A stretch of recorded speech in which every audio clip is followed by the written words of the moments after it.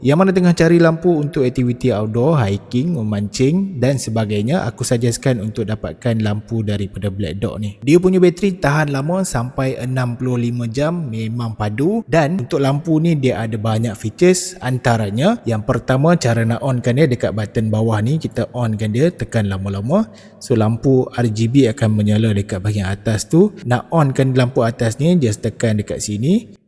So yang ini dia boleh adjust brightness dekat sini, dia boleh pusing.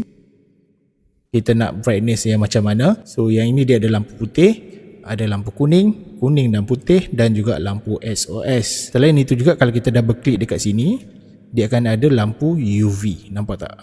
Yang ini memang smart dia. So dekat bahagian tepi ni pun dia ada satu lagi lampu. So yang ini kita tekan lama-lama, dia akan menyala lampu tu. So yang ini dia ada kuning, putih, dan itu sahaja. Dekat bahagian belakang ni boleh sangkut dekat bag. Untuk nak charge dia pakai type C saja. Dekat sini juga dia ada laser. So macam mana nak aktifkan laser tu? So kita klik kat sini, dia akan terus menyala lampu laser dekat bahagian bawah ni lah.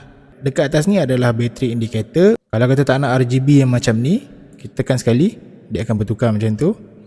Tekan sekali lagi, dia akan tutup terus. So kalau nak dapatkan lampu daripada Black Dog ni, series berbaloi, aku dah sediakan link dekat bawah.